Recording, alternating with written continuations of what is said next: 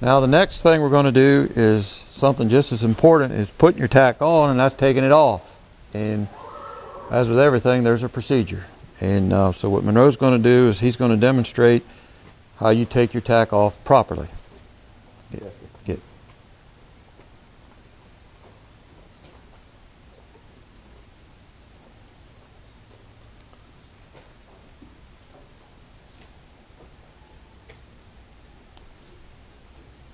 So he makes him drop his head. He's going to pull it off here first. Okay. Let him drop that bit on his own terms. Okay. Like that.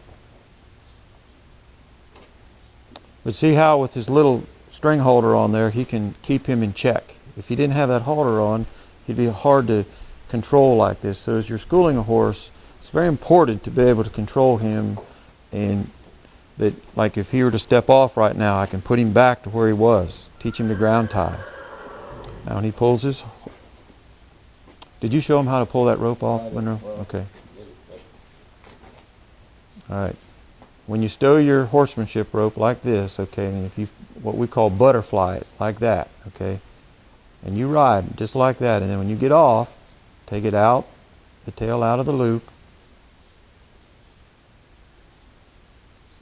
like that.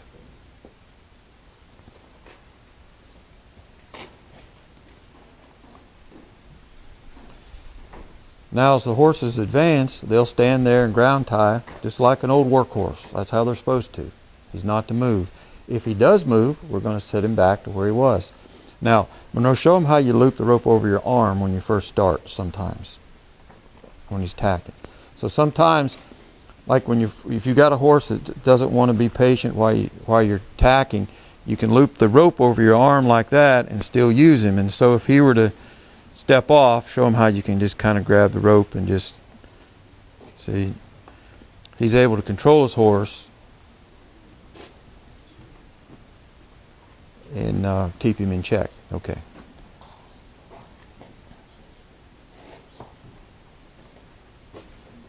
Now, an important thing that I want to show you here before we get started. When he untacks his horse, he's going to do this in a certain order. Okay. Move his head around.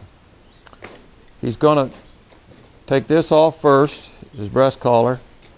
He's going to take this off second, his back girth, and he always takes this off last. Reason for that, if I see people all the time, people that have ridden their whole lives, take this middle girth off first. Well, if that horse shakes, or if he acts up, or if he even steps over, that saddle can fall over, and it's still hooked to his breast collar and his back girth, and sometimes the saddle will slide up under him. And then that's just the makings of a catastrophe there. Okay, so now watch the order that he goes in to do that.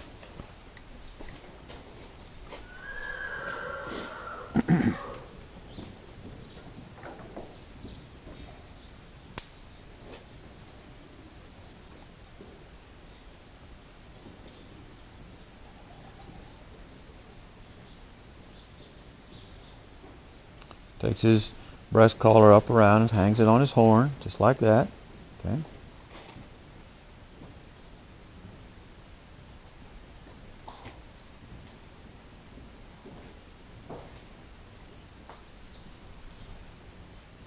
Now watch how he stores his latigo. Okay, that's an important thing. You don't want to carry your saddle along and drag your latigo and your girth in the dirt.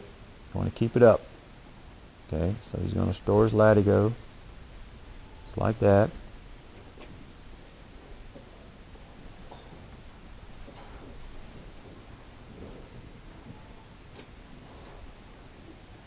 Okay. Now come over here. And he's going to tie up his girth and his back girth. But I want you to watch how there's a twist that you got to do here in order for that thing to store correctly.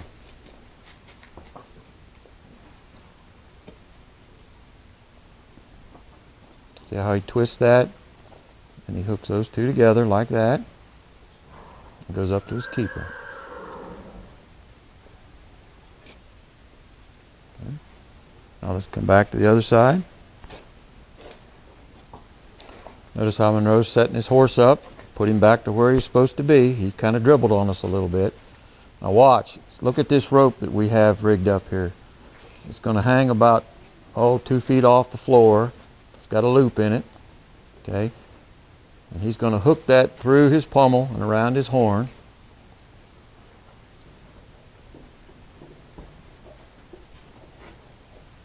Now watch, he's just going to pull it right off his back.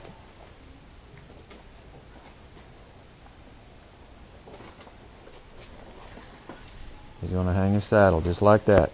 Okay. Now, you see guys all the time throw their saddle on the floor or flip their saddle over.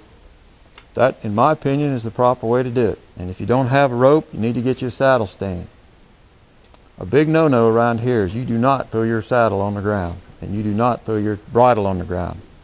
I want you to look at his bridle rack here. See how neatly Monroe has all his bridles are hanging here in order.